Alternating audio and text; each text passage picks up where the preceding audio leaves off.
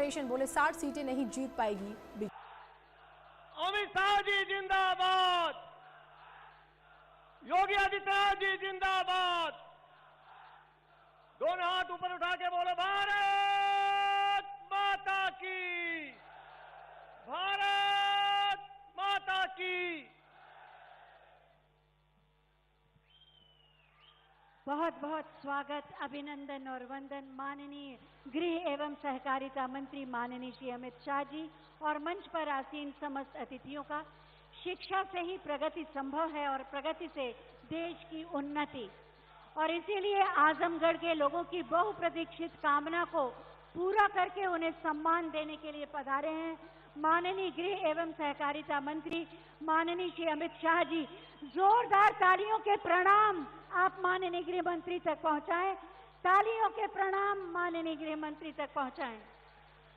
सबसे पहले मैं माननीय मुख्यमंत्री महोदय से अनुरोध करूंगी कि हम सब की ओर से माननीय गृह एवं सहकारिता मंत्री महोदय को शॉल भेंट कर उनका स्वागत करें और ज्ञान की देवी मां सरस्वती की प्रतिमा भेंट करके उनका अभिनंदन करें।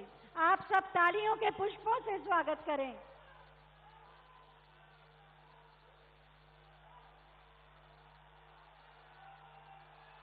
माननीय उप मुख्यमंत्री माननीय डॉक्टर दिनेश शर्मा जी से हम अनुरोध करेंगे कि मंच पर आसीन माननीय शिक्षा कौशल विकास एवं उद्यमिता मंत्री भारत सरकार माननीय श्री धर्मेंद्र प्रधान जी को शॉल भेंट करके उनका स्वागत करें और स्मृति चिन्ह प्रदान करके उनका अभिनंदन करें।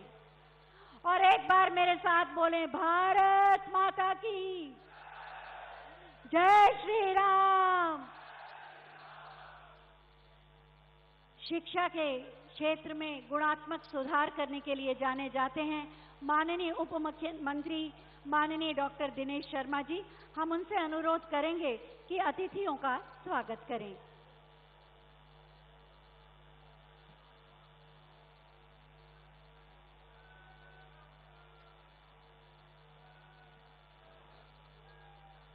मेरे साथ एक बार जोर से बोलिए, जय श्री राम। बोलिए भारत माता की। मंच पर विराजमान भारत की राजनीति में शुचिता, पारदर्शिता, एकता और समन्वय का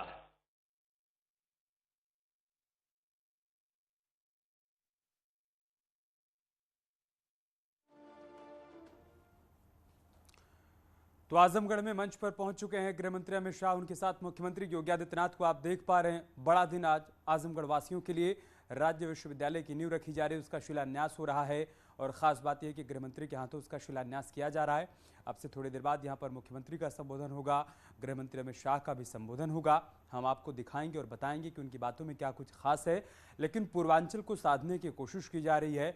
बीते 2 दिनों से अमित शाह की तरफ से जो मंथन किया जा रहा है कार्यकर्ताओं के साथ, पदाधिकारियों के साथ, प्रभारियों के साथ, उसका मकसद यही है कि पूर्वांचल की ज़्यादा से ज़्यादा सीटों पर 2022 में कमल खिलाया जा सके, सरकार की जो उपलब्धियां हैं उसको जन जन तक पहुंचाया जा सके।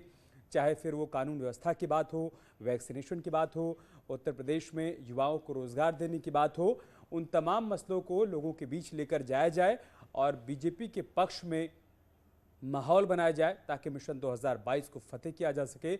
इसी मकसद के साथ अमित शाह यहां पर कार्यकर्ताओं, नेताओं और पदाधिकारियों के साथ मुलाकात कर रहे हैं, जनसभा को संबोधित भी कर रहे हैं। आज सुबह उन्होंने वाराणसी में कार्यक्रम में शिरकत की, जहां पर राजभाषा सम्मेलन का उन्होंने उद्घाटन किया, उसकी शुरुआत की और वहां मौजूद लोगों को उन्होंने संबोधित भी किया। उन्होंने इस बात का जिक्र किया कि पीएम मोदी और सीएम योगी के नेतृत्व में डबल इंजन की सरकार ने उत्तर प्रदेश को आगे बढ़ाने की दिशा में क्या कुछ काम किया है और आगे उत्तर प्रदेश किस तरीके से विकास के रथ पर सवार होकर आगे बढ़ता रहे, वो सुनिश्चित करना होगा। उसके लिए 2022 में बीजेपी को एक बार फिर से सत्ता दिलानी होगी। अब वो आजमगढ़ पहुंच गए हैं, यहां पर विश्वविद्यालय का वो शिलान्यास करेंगे, उसके बाद जनसभा को संबोधित करेंगे और फिर यहां से बस्ती के लिए रवाना हो जाएंगे, जहां पर सांसद खेल कुंभ का उनको आगाज करना है, उसकी शुरुआत करनी है। लेकिन जो आप दूसरी तस्वीर देख पा रहे हैं वो गोरखपुर की तस्वीर है, जहां पर समाजवादी पार्टी के राष्ट्रीय अध्यक्ष और उत्तर प्रदेश के पूर्व मुख्यमंत्री अखिलेश यादव पहुंचे हुए हैं। वो यहां पर समाजवादी रथ यात्रा के तीसरे चरण की शुरुआत करने के लिए पहुंचे। गोरखपुर से उसकी शुरुआत हुई है और फिर वो रोड शो कर रहे हैं। आप देखिए, अपने रथ पर सवार होकर वो यहां पर न सिर्फ कार्यकर्ताओं में जोश भर रहे हैं, बल्कि लोगों से संवाद भी कर रहे हैं। गोरखपुर से कुशीनगर तक का उनका ये रोड शो है। कई पड़ावों पर जनसभा को उनको संबोधित भी करना है।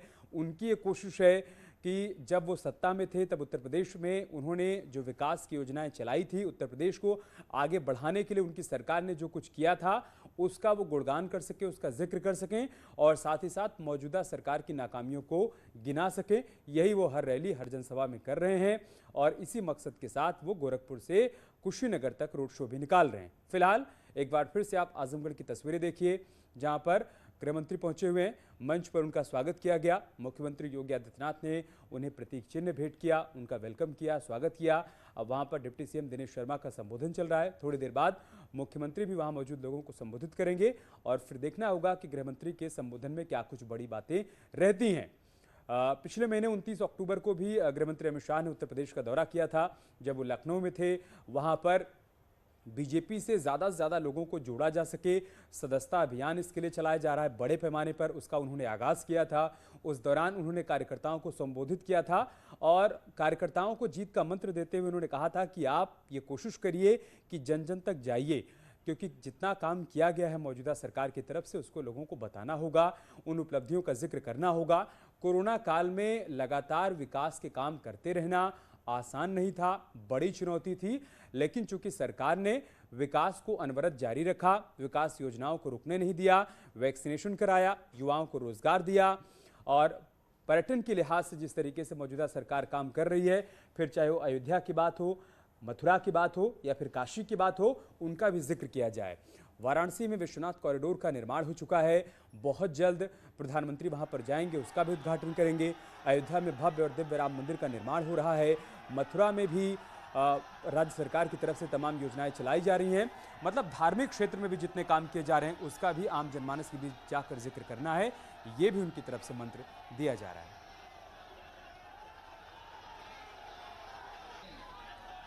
और अखिलेश यादव ने जब गोरखपुर में रोड शो की शुरुआत की थी, उनकी रथ यात्रा यहां से रवाना हो रही थी, उस दौरान क्या कुछ कहा था, एक बार वो देख लीजिए आप। बता रहा है कि आने वाले समय में परिवर्तन होना तय है और बदलाव होके रहेगा। आज जनता निराश हुई है इनकी सरकार में। जो वादे किए थे वो वादे पूरे नहीं हैं। किसान की आय घटी है, किसान की आय दोगुनी नहीं हुई, डीजल पेट्रोल की कीमत बढ़ी है। जो लोग ये कहते थे कि महंगाई कम होगी, उन्होंने महंगाई बढ़ाई है। आज गरीब की जेब काट करके अमीरों की तिजोरी भरी जा रही है। इस अर्थव्यवस्था में गरीबों के लिए कोई जगह नहीं है। नौकरी जहां मिलनी थी वो संस्थाएं बेची जा रही हैं। बाबा साहब भीमराव अम्बेडकर और जो हमें आरक्षण से हक और सम्मान मिलता था, अगर संस्थाएं बिक जाएंगी तो नौकरियां और रोजगार कहां पर होंगे। तो अखिलेश यादव ने सरकार को निशाने पर लिया। महंगाई का जिक्र वो कर रहे थे, कह रहे थे किस तरीके से डीजल पेट्रोल के दाम बढ़ते जा रहे हैं, आम आदमी की जेब पर इसका बोझ बढ़ता जा रहा है। लिहाजा 2022 में परिवर्तन होगा, सत्ता में हमारी वापसी होगी। जनता में आक्रोश है और उसी आक्रोश को भुनाने की कोशिश यहाँ पर समाजवादी पार्टी कर रही है। इन तमाम बातों का वो जिक्र कर रहे थे। आप देखिए, अपने रथ पर सवार होकर वो कार्यकर्ताओं में जोश भर रहे हैं और जहाँ जहाँ जनसभाओं का आयोजन किया गया है वहाँ पर लोगों से संवाद कर रहे हैं, उनके बीच जा रहे हैं और अपनी बातों को रख रहे हैं।